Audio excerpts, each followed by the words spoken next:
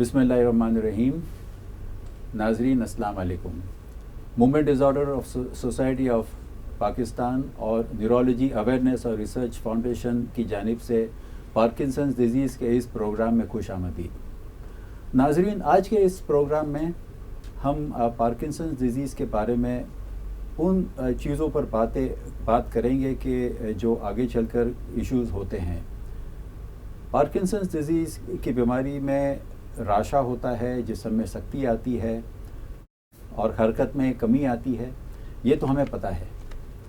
لیکن آگے چل کر پارکنسنز ڈیزیز میں کچھ اور بھی ایشوز آتے ہیں جو ہمیں جاننا بہت ضروری ہے، مریض کو بھی اور ان کے کیئر ٹیکر کو بھی، تاکہ اس کی اویئرنیس ہو، اس کا علم ہو، اور ان چیزوں کے لیے ہمیں کیا کرنا چاہیے، ہم کیا کر سکتے ہیں اور اس کو کس طرح سے کنٹرول کر سکتے ہیں، اس کے بارے میں کچھ جانکاری آج حاصل کرنے کی ہم کوشش کرتے ہیں. اس کے لیے آج ہمارے ساتھ ہماری اسٹوڈیو میں پاکستان کے دو مشہور نیورولوجسٹ موجود ہیں. پروفیسر عارف ہیریکر ہمارے بڑے سینئر پروفیسر ہیں اور he is professor of neurology at the Baqai institute of neurological sciences اور چیئر پرسن ہے of the neuroscience institute of the Baqai medical university. ہمارے ساتھ پروفیسر نیلا شہباز ہیں جو پروفیسر اور چیئر پرسن ہے ڈپارٹمنٹ آف نیورولوجی کی Dow university of health sciences. Professor Arif Harikar, professor Neela Shahbaz, us programme میں آنے کا بہت شکریہ. ڈاکٹر ہیریکر، میں آپ سے پوچھوں گا کہ پارکنسنز ڈیزیز میں یہ موومنٹ ڈس آرڈر اور یہ ساری چیزیں ہوتی ہے، لیکن اور بھی ایشوز ہوتے ہیں جس میں جو ہے ڈپریشن ہے اور وہ ساری چیزیں ہیں. تو کیا آپ ہمیں ڈپریشن اور ان چیزوں کے اس کے بارے میں آپ کچھ بتا سکتے ہیں کہ یہ کیوں ہوتا ہے، کیا ہوتا ہے اور اس کے لیے کیا کرنا چاہیے؟ جی، بسم اللہ الرحمن الرحیم. ڈاکٹر عزیز، بہت ہی آپ نے اچھا سوال کیا ہے. اس کے دو ایلیمنٹس ہوتے ہیں پارکنسن ڈیزیز کے، آپ کو تو پتہ ہے. ایک تو موٹر ایلیمنٹ ہوتا ہے، ایک نان موٹر ہوتا ہے. تو موٹر پہ تو بات ہو چکی ہے. تو جو نان موٹر ایلیمنٹ ہوتا ہے یا جو نان موٹر اس کے جو علامتیں ہوتی ہیں، اس میں جو سب سے کامن علامت ہے وہ ہے سوچ، پریشانی، بے چینی اور ڈپریشن جسے ہم کہتے ہیں وہ. اور کیونکہ آپ نے جیسے بتایا کہ اس کی جو مین سمٹمز ہیں وہ ہے جسم کی اکڑاہٹ اور چلنا پھرنا مشکل ہو جاتا ہے، لرزہ ہو جاتا ہے. جب یہ ساری چیزیں ہو جاتی ہیں تو انسان کی جو نارمل ایکٹیویٹی ہوتی ہے، جسے ہم کہتے ہیں ADL ایکٹیویٹی، ڈیلی لیونگ، وہ لازم بات ہے وہ اثر انداز ہو جاتی ہے. جب وہ اثر انداز ہو جاتی ہے تو آدمی کا کمیونیکیشن، آدمی کا جو تعلق ہے اپنے ارد گرد سے، وہ کم ہو جاتا ہے. اس کی وجہ سے ایک اکیلا پن ہو جاتا ہے، اس کی سوشل ایکٹیویٹی کم ہو جاتی ہے، اس کی کمیونیکیشن کم ہو جاتی ہے. تو اس کی وجہ سے آدمی کے اندر ڈپریشن اور سوچ ڈیفینیٹلی آ جاتی ہے. تو یہ بہت امپورٹنٹ ہے کہ جہاں ہم پارکنسن ڈیزیز جیسی بیماری کے موٹر سمٹمز کو ٹریٹ کریں یا ایڈریس کریں، ڈپریشن کو بھی ایڈریس کرنا ضروری ہے، کیونکہ یہ ایک بڑھنے والی بیماری ہے. ٹریٹمنٹس تو بہت موجود ہیں، لیکن کیونکہ یہ نیورو ڈی جنریٹ ڈیزیز ہے تو اور بڑھاپے میں زیادہ ہوتی ہے، تو اس کا یہ ہے کہ ڈپریشن جو ہے وہ کافی کامن ہے. خاص طور پہ جب ڈیزیز کے اندر ہم چلے جاتے ہیں، 3 4 5 سال ہو جاتے ہیں اور چلنا پھرنا کم ہو جاتا ہے تو ڈپریشن کافی ہو جاتا ہے. اس کا ٹریٹمنٹ آف کورس یہ ہے کہ آپ ان کو زیادہ سوشل کریں، لوگوں کو ان کے ارد گرد رکھیں، ان کے ساتھ لوگوں کی کمیونیکیشن ہو، اور پھر آف کورس اس کے ساتھ ساتھ اینٹی ڈپریشن بھی دے سکتے ہیں آپ. اور اینٹی ڈپریشنس ہمیشہ وہ دیں گے ایسے مریضوں کو جو نان سیڈیٹنگ ہو، جو نیند نہ کریٹ کرے، کیونکہ ویسے ہی کیونکہ ان کے اندر وہ سختی آ جاتی ہے، فریزنگ اٹیکس ہو جاتے ہیں تو گرنے کے چانسز بڑھ جاتے ہیں. تو ہم وہ اینٹی ڈپریشن دیں گے جس میں نیند نہ ہو. یہ بڑا امپورٹنٹ ہے. دیکھیے، یہ ڈپریشن صرف یعنی سوچ کی وجہ سے ہوتا ہے، یا یہ ڈپریشن ڈاکٹر نیلا، یہ ڈپریشن والی جو کیفیت ہوتی ہے وہ صرف سوچ کی وجہ سے ہوتی ہے یا کچھ اور چیزیں بھی اس میں شامل ہوتی ہیں؟ سوچ کا بہت بڑا دخل ہے اس میں. اپنی معذوری کا خیال اور اپنی ایکٹیویٹی کم ہو جانا کسی بھی شخص کو ڈپریس کر سکتا ہے. لیکن یہ کیونکہ نیورو ڈی جنریٹو ڈسآرڈرز ہیں اور وہ تمام کرونک النیسز جن کو ہم لوگ یہ سمجھتے ہیں کہ ان کا مکمل علاج موجود نہیں ہے لیکن کیور موجود ہے، وہ تمام کرونک النیسز کے ساتھ ہوتا ہے. لیکن نیورو ڈی جنریٹو ڈس آرڈرز کے ساتھ عام طور پر ہم لوگ دیکھتے ہیں ڈپریشن زیادہ ہوتا ہے اور کافی جسے کہنا چاہیے ریزسٹنٹ ڈپریشن ہوتا ہے، جو دواؤں کو آسانی سے رسپونڈ نہیں کرتا. تو کیا اس کے لیے صرف دوائی ہی دینا ضروری ہے کہ اور بھی کچھ یعنی کاؤنسلنگ یا کوئی اور چیز مریض کو کرنا ضروری ہے؟ بالکل بالکل، آپ نے بہت اچھا سوال کیا ہے ڈاکٹر عزیز. کاؤنسلنگ تو بہت ہی امپورٹنٹ ہے، کیونکہ تھیراپی، کیونکہ لوگوں سے میں نے کہا نا کمیونیکیشن، کوئی ان سے آ کے بات کرے گا، کمیونیکیٹ کرے گا، کاؤنسل کرے گا تو اس سے بہت زیادہ فرق پڑ جاتا ہے ڈیفینیٹلی. دوسری بات یہ ہے کہ 2 قسم کے ڈپریشن ہوتے ہیں، جیسے آپ نے بہت اچھا سوال کیا. ایک جسے ہم کہتے ہیں پیتھولوجیکل ڈپریشن، کیونکہ جیسے ڈاکٹر نائلہ نے بتایا ہے کہ یہ نیورو ڈیجنریٹو ڈیزیز ہے. یہ صرف ایک ہی چیز پر اثر انداز نہیں ہوتی جسے ہم بیزل گینگلیا کہتے ہیں، کیونکہ یہ ایک گلوبل فینومینا ہے. نیورو ڈیجنریشن جب ایک بیزل گینگلیا کی ہوتی ہے تو اور بھی دماغ کے جو شریانیں ہیں ان کی بھی متاثر ہوتے ہیں. تو اسی لیے پیتھولوجیکل ڈپریشن ہے. تو اس کو ٹریٹ کرنا اتنا آسان نہیں ہے. اس میں کاؤنسلنگ، اس میں گروپ تھراپیز، اس میں کمیونیکیشن ود دس تھنگ، اور بڑی اسکلڈ اس کے لیے ٹریٹمنٹ چاہیے ہوتی ہے together with the medications. Very تو یہ بہت ضروری ہے کہ اس کو پہلے ایڈریس کیا جائے. بالکل، اور فیملی بھی سمجھیں کہ یہ ہو سکتا ہے، اس سے متاثر نہ ہو. پیشنٹ سے جو ہے پیشنٹ پر زیادہ غصہ نہ کریں اور اس کو صحیح طرح سے اپروچ کریں تاکہ مسئلے کم ہو. ڈاکٹر نائلہ، ایک اور مسئلہ جو اکثر پارکنسن کے پیشنٹ بتاتے، آپ نے تو سنا، آپ کو تو بتایا ہی ہوگا کہ یہ کہتے ہیں کہ یار ہمیں نیند نہیں آتی ہے، کبھی کبھار بہت زیادہ نیند کی شکایت کرتے. تو یہ نیند کا کیا مسئلہ ہوتا ہے پارکنسن؟ نیند کا مسئلہ بھی اس کے اندر ملٹی فیکٹوریل ہے. ایک تو بیماری بذات خود کیونکہ نیورو ڈیجنریٹو ہے تو دماغ کے مختلف حصوں پہ اثر انداز کرتی ہے.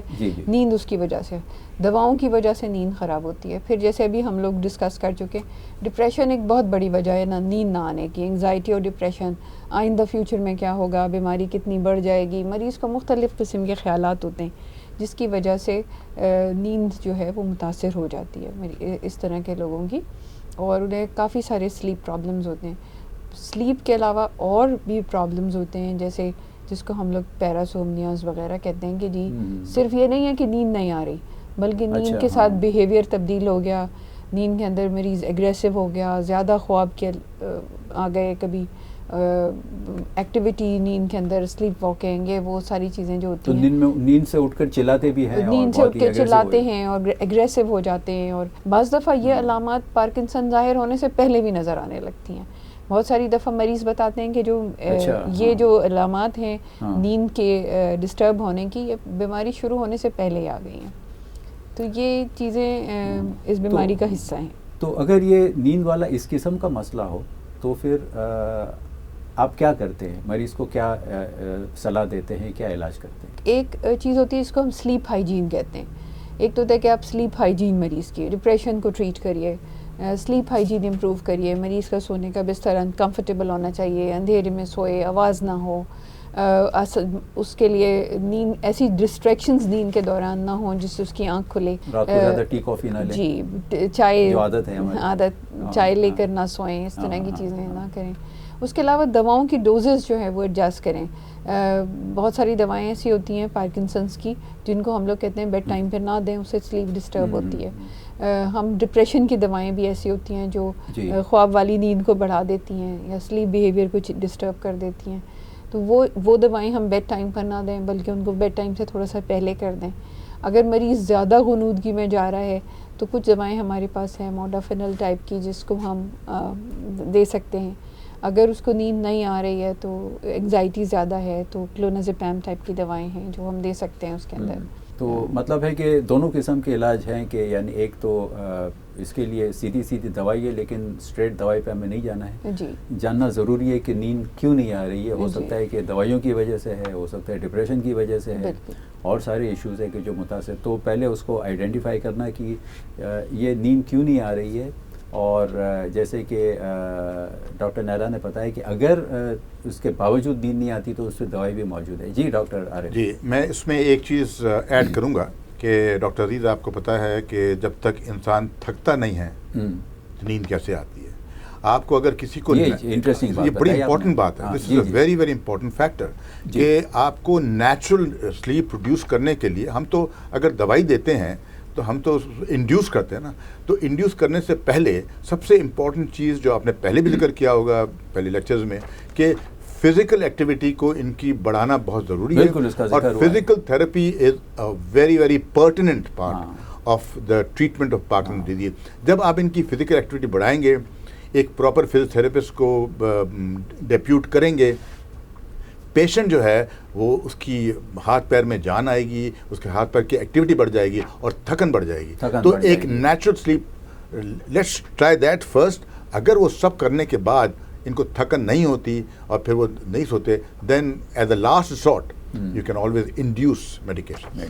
اور دونوں میڈیکیشن, اگر نیند زیادہ ہے تو بھی دوائیاں ہیں اور نیند کم ہے تو بھی دوائیاں. اور دوسرا بڑا امپورٹنٹ بات یہ, اٹینڈنس آر ویری امپورٹنٹ. یہ ان لوگوں کے اندر کسی نہ کسی کا قریب ہونا ضروری ہے, کیونکہ فالز اتنے کامن ہیں. اور آپ کو پتہ ہے کہ اکثر یہ لوگوں میں 60+ کے بعد ہی یہ پرابلم ہوتا ہے پارکنسن ڈیزیز کا. اور اس عمر میں اگر کوئی ٹریویل ہے, چھوٹا سا بھی فال ہو جائے تو سبڈیول ہیماٹوماس ہو سکتے ہیں. تو کسی کا ہونا ضروری ہے. You have to have someone with you. It's very important. یہ بہت ہی اچھی بات آپ نے بتائی.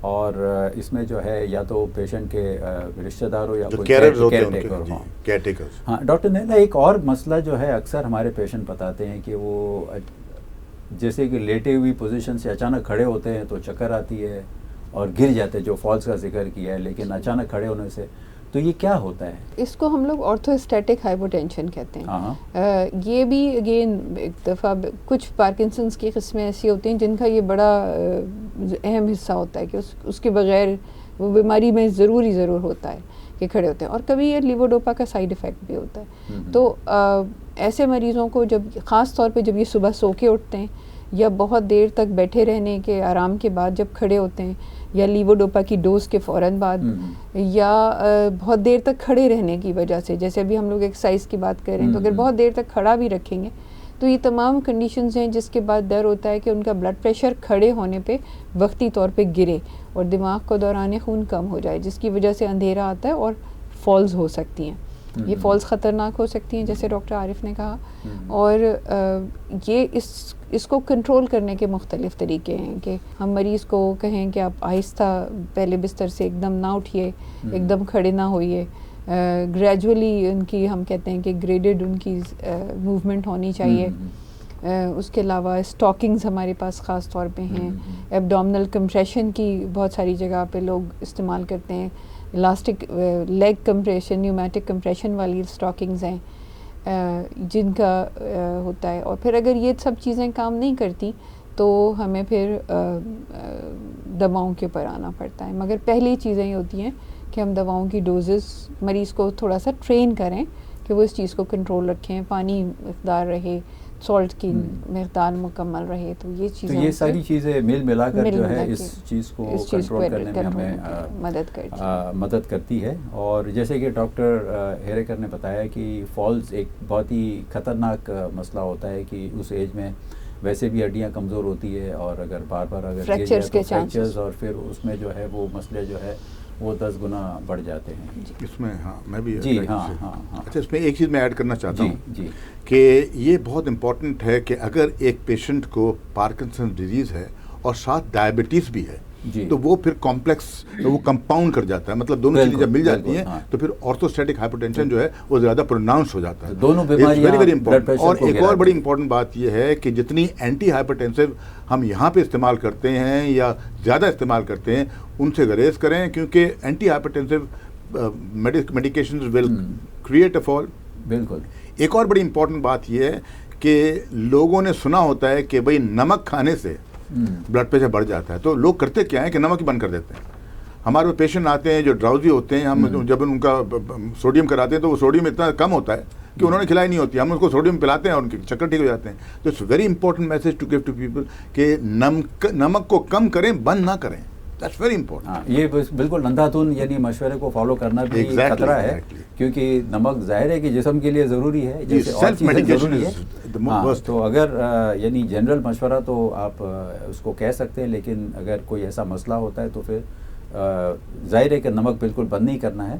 وہ کہتے ہیں نا کہ آپ میں تو نمک ہی نہیں ہے, تو وہ بھی مسئلہ ہو سکتا ہے.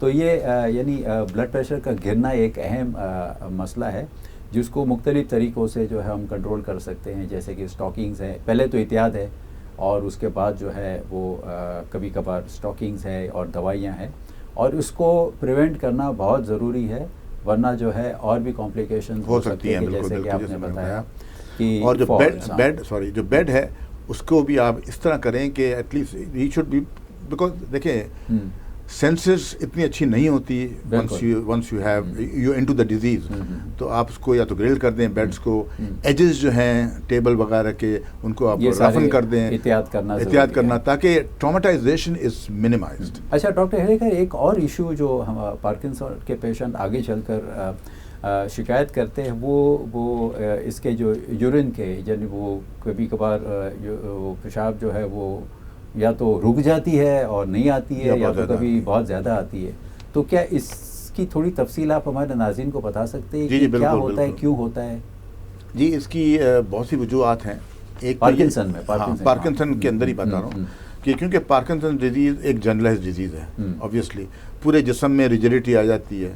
آپ کا جو بلیڈر کے مسلز ہیں وہ بھی مسلز ہی ہیں، بالکل. تو ان کا ایز اے کمپلیکس ان کے جو مسلز ہیں وہ بھی ڈیرینج ہو جاتے ہیں. جیسے ڈیجنریٹ ڈیزیز، تو جب مسل ڈیرینج ہو جاتے ہیں تو یا تو وہ ایٹروفیڈ ہو کے یا ہائپرٹروفیڈ ہو کے اس میں کانسٹیپیٹ وہ ریٹینشن آف یورین ہو جاتا ہے، یا تو پھر ایسا ہوتا ہے کہ وہ پیشاب پہ کنٹرول ختم ہو جاتا ہے. تو دونوں چیزیں اس میں ہو سکتی ہیں. It's part of the disease process. دوسری بات یہ ہے کہ ایسے پیشنٹ جو پارکنسونین پیشنٹس ہیں ان کو آپ ان کے اگر ایسا ہے کہ فریکوینسی مکسچریشن ہو رہا ہے، پیشاب زیادہ آ رہا ہے، تو ان کے واٹر انٹیک پہ بھی کنٹرول کریں، ورنہ تو پھر وہ بار بار ٹوائلٹ جائیں گے اور وہ گر جائیں گے، وہ سب کچھ ہے.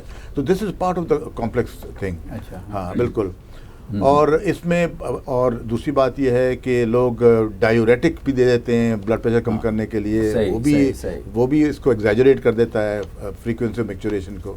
ان چیزوں سے اوائڈ کریں ٹوگیدر ود دیٹ، کیونکہ ان کی موبلٹی کم ہوتی ہے. جہاں انسان کی موبلٹی کم ہوگی وہاں ان کے پٹھے بھی انوالو ہوں گے، وہاں ان کی بونز بھی انوالو ہوں گی، اور وہاں پر انفیکشنز یا سوزش جو ہے urinary track infection more common then in general public. تو ڈاکٹر نیلا، اگر پیشنٹ ایسا تھا تو کیا کوئی ہمارے پاس دوائیاں ہیں کہ جو یا تو یورین رک کر آ رہی ہے یا یورین بہت آ رہی، تو اس کو ٹھیک کرنے کے لیے کوئی دوائیاں موجود ہیں؟ جی دوائیاں ہمارے پاس موجود ہیں، بہت ساری دوائیں ہیں جیسے جن کو جو بلیڈر کی جو ٹون ہے اس کو کم کر دیتی ہیں اور وہ بلیڈر آسانی سے ہو جاتا ہے، اور ملٹیپل دوائیں ہیں اس کے لیے جو استعمال ہو سکتی ہیں. اس میں اہم چیز یہ ہوتی ہے جو ہم لوگوں کو بتانا ہوتا ہے، جیسے ابھی ڈاکٹر عارف نے کہا کہ لوگ جو ہے وہ پانی زیادہ پیتے ہیں. ہمیں لوگوں کو پانی کو بھی گائیڈ کرنا پڑتا ہے، کیونکہ پانی کا آپ نے اس طرح سے گائیڈنس کرنی ہے کہ نہ تو مریض کانسٹیپیٹڈ ہو، ڈی ہائیڈریٹڈ ہو. بعض دفعہ لوگ اس ڈر سے کہ انہیں یورین کے لیے جانا پڑے گا وہ پانی نہیں پیتے، وہ بھی غلط ہے، اور وہ انفیکشنز کو بھی لے جاتا ہے اور وہ کانسٹیپیشن کو بھی خراب کر دیتا ہے. تو پانی بھی انف اس میں لینا ہے، لیکن وہ اتنا بھی نہیں لینا ہے کہ اور بیڈ ٹائم والے اوائڈ کرنے ہیں پانی اور کافی اور چائے، جیسے بھی ہم لوگ بات کر رہے تھے. It not only disturb slip بلکہ رات کو اٹھنے میں فالز وغیرہ کا خطرہ بھی زیادہ ہوتا ہے. تو ڈاکٹر ہیریکر، یہ مرد حضرات میں اس عمر میں یعنی گدود یا پروسٹیٹ کا بھی پرابلم ہوتا ہے، تو آپ کیسے پتہ چلے گا آپ کو کہ یہ مسئلہ جو ہے صرف پارکنسن کی وجہ سے ہے یا؟ بالکل آپ صحیح کہہ رہے ہیں کہ یہ عمر جو پارکنسن ڈیزیز کی عمر ہوتی ہے، the age at which the onset occurs، وہی ایج ایسی ہے جہاں پہ پروسٹیٹک انلارجمنٹ بھی ہو سکتا ہے، چاہے وہ بینائن ہو، بی پی ایچ ہو، چاہے وہ کسی اور پیچیدہ وجہ سے ہو. تو اس کو دیکھنا بڑا ضروری ہے کہ جو پروسٹیٹ ہے اس کو آپ نے انویسٹیگیٹ کرنا ہے، اس کا الٹرا ساؤنڈ کرانا ہے، اس کے پی زیڈ ایز کرانے ہیں، اور اس کو دیکھنا ہے کہ کیا یہ نان پارکنسونین کوئی پیتھولوجی تو نہیں ہے جس کی وجہ سے پیشاب میں رکاوٹ ہو رہی ہے، یا کوئی پروسٹیٹک انفیکشن ہے یا some thing of that. This is very very important. یہ بہت ہی امپورٹنٹ ہے. تو کہنے کا مقصد یہ ناظرین کہ ایسا نہیں ہو کہ اگر رک کر پیشاب آ رہی تو صرف آپ دوائی لیں، ورنہ اگر کوئی اور مسئلہ ہے تو وہ اندر بڑھتا رہے گا، میں پتہ ہی نہیں چلے گا. اس میں ایک چیز اور ایڈ کرنی ہے کہ اینٹی کولینرجک ڈرگس جو ہم اکثر لوگ دیتے ہیں پٹھوں کو ڈھیلا کرنے کے لیے، وہ دونوں پرابلم کریٹ کر سکتے ہیں. وہ کانسٹیپیشن بھی کر سکتے ہیں اور ریٹینشن آف یورین بھی کر سکتے ہیں، کیونکہ ڈرائنس ہوتی ہے، آدمی پانی زیادہ پیتا ہے، پھر فریکوینسی میچوریشن ہو جاتا ہے، اور اگر وہ ویسی اس کی اپنی جو آئٹروجینک افیکٹ ہوتے ہیں اس سے پیشاب رک جاتا ہے. تو one has to be very careful in giving anticholinergic. لیکن ہر چیز کا جو علاج موجود ہے اگر صحیح طرح سے اس کا جائزہ ہو ان ماڈریشن اور صحیح علاج تجویز ہو جائے. اچھا، اس کے ساتھ ڈاکٹر نیلا، یہ پارکنسنس پیشنٹس کبھی شکایت کرتے یا ان کے رشتہ دار شکایت کرتے کہ یہ تو مریض رات کو اٹھ کر کہہ رہا ہے کہ مجھ سے کوئی باتیں کر رہا ہے، کوئی ہاتھ پہ چیٹیاں چل رہی ہے، چلا چلی کر دیتا ہے، تو یہ کیا ہوتا ہے پارکنسنس پیشنٹ میں؟ یہ ہوتا ہے ایسے ہیلوسینیشنز، یا جس کو ہم سراب کہتے ہیں اردو میں، سراب کا لفظ استعمال ہوتا ہے، وہ چیزیں جو موجود نہیں ہیں لیکن مریض ان کو محسوس کر رہا ہے اور دیکھ رہا ہے. یہ کسی بھی نیورو ڈی جنریٹیو ڈس آرڈر کا حصہ ہو سکتے ہیں. کسی بھی ایسی بیماری جس میں نیورو ڈی جنریشن ہو رہی ہے اس کے اندر ہیلوسینیشنز آ سکتے ہیں. لیکن خاص طور پہ جو پارکنسنس کی دوائیں ہیں، یہ ان کا بھی ایک سائیڈ افیکٹ ہے. دوائیوں سے بھی ہو سکتا ہے، بیماری سے بھی ہو سکتا ہے. تو یہ ہمیں یہ آئیڈینٹیفائی کرنا ہوتا ہے. اور جس طرح بھی ہم لوگوں نے بات کری کہ رات کے وقت، اور یہ ہیلوسینیشنز بھی بعض دفعہ ایک بہت بڑی وجہ ہوتے ہیں کہ مریض رات کو سوتا نہیں ہے، کیونکہ وہ ان ہیلوسینیشن سے بہت زیادہ ڈسٹرب ہوتا ہے. تو ہم نے جس طرح ہم لوگ ابھی بات کر رہے تھے کہ ہمیں دواؤں کی ڈوزز ایڈجسٹ کرنی پڑتی ہیں، اور اس کے علاوہ جو بیڈ ٹائم کے اوپر ان ڈوزز کو خاص طور پہ ہم اس سے بیڈ ٹائم سے تھوڑا سا دور کریں تو بہتر ہوتا ہے. اچھا، اس کے باوجود بھی ہیلوسینیشن لگے رہے، آپ نے سب کیا؟ ہیلوسینیشنز اگر آتے رہتے ہیں تو ڈیفینیٹلی ان کا علاج پھر دواؤں سے ہے. لیکن یہاں پہ جو اہم بات یہ ہے وہ یہ کہ وہ زیادہ تر وہ دوائیں جو اس کنڈیشن کو، جس کو ہم سائیکوسس کہتے ہیں، اس کی زیادہ تر دوائیں پارکنسنز پیدا کرتی ہیں. یہ تو ان کا ایک سائیڈ افیکٹ یہ ہے کہ وہ پارکنسنز جیسے علامات نمایاں کر دیتی ہیں اور پارکنسنز ڈیزیز کو خراب کر دیتی ہیں. جن کو نہیں ہے ان میں پیدا کر دیتی ہیں علامات، اور جن میں ہے ان کو ورسننگ کر دیتی ہیں. تو دوائی کی ضرورت ہوتی ہے. تو ہمارے پاس چند ڈرگ ہیں جن کے یہ سائیڈ افیکٹس کم ہیں، جیسے کویٹاپین ہے یا کلوزاپین ہے. یہ والی جو دوائیں، کلوزرل جو ہے دواؤں کا، یہ دوائیں جو ہیں ان کے سائیڈ افیکٹس، پارکنسونین سائیڈ افیکٹس کم ہیں، تو ہم اس صورت میں وہ دوائیں استعمال کر سکتے ہیں. تو یہ چیز ہوتی ہے. اور اس میں جو ہے وہ دوائیاں بھی ایسی ہے کہ جو پارکنسن کو پیدا کرتی ہے، ایسی چیز کو کم کرنے کے ساتھ ساتھ تو کچھ دوائیاں چنی ہوئی ہے وہی ہمیں دینی چاہیے اگر ضرورت پڑتی ہے تو. ڈاکٹر ہیریکر، یہ پارکنسن کے پیشنٹ آگے چل کر کافی پرسنٹیج آف پیشنٹ جو ہے وہ پھر ان میں جو ذہنی طاقت کم ہوتی ہے، جس کو ڈیمینشیا ہم کہتے ہیں، تو اس کے بارے میں کچھ تفصیل آپ بتا سکتے ہیں ہمارے ناظرین؟ جی بالکل بتا دیتا ہوں. بہت ہی امپورٹنٹ سوال یہ ہے کہ کیونکہ جیسے ہمیں پتہ ہے کہ جو فوکس ہوتا ہے، پیتھولوجیکل فوکس ہوتا ہے دماغ میں، وہ بیزل گینگلیاز میں ہوتا ہے. لیکن کیونکہ ہم نے بار بار ذکر کیا ہے کہ یہ پورے دماغ کو اثر انداز کرتی ہے. It's a global disease because it is neurodegenerative. It's a global disease. تو اس میں ہوتا یہ ہے کہ باقی جو سمجھ بوجھ کے، جو پہچان کے ہیں، کوگنیشن کے جو ایریاز ہیں، وہ بھی افیکٹڈ ہو جاتے ہیں. تو اس میں سمجھ بوجھ بھی کم ہو جاتی ہے، اس میں سوچ کی وہ بھی کم ہو جاتی ہے، اس میں دماغ میں لیتھارجی آ جاتی ہے، اور اس میں پہچان بھی کم ہو جاتی ہے. اس میں دو چیزیں ہیں. ایک تو یہ ساری علامتیں جو ہیں جو مغز سے آتی ہیں، یا تو اس کا پارٹ ہوتی ہیں، یا ایسا بھی ہو سکتا ہے کہ ایک کمپلیکیشن ہو جاتا ہے gradually, because it is progressive disease. Remember کہ نیورو ڈیجنریٹو مینز پروگریشن، اور یہ obviously with the age it doesn't get better.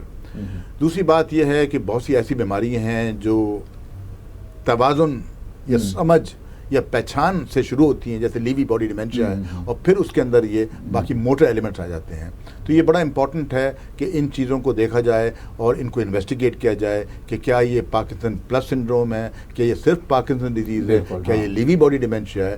تو اس کی تشخیص کرنا بڑی امپورٹنٹ ہے، کیونکہ ایسا بھی کئی دفعہ ہوتا ہے ڈاکٹر عزیز کہ ہم ٹریٹمنٹ دیتے رہتے ہیں، اور چاہے آپ اس کو لیووڈوپا دیں یا کچھ بھی دیں، اس سے فائدہ نہیں ہوتا. یہ چیز فائدہ نہیں ہے، اس لیے فائدہ نہیں ہوتا کہ because it is not a plain Parkinson disease, it's a plus syndrome which does not respond to the routine treatment. تو اس کے لیے پھر ہم کر کیا سکتے ہیں؟ اس کے لیے ریکمینڈیشنز یہ ہیں کہ ہم لوگ سارے مریضوں کو جن کو پارکنسنز ہے اور 5 سال سے زیادہ ایڈوانس ہو چکی ہے، تو ان مریضوں کا ایک جو ہمارے پاس ڈفرینٹ اسکیلز ہیں جو ڈیمینشیا اسیس کرتے ہیں، جیسے منی مینٹل اسٹیٹ ایگزامینیشن ہے، اور موکا ہے، مونٹریال کوگنیٹیو اسیسمنٹ ٹیسٹ ہے.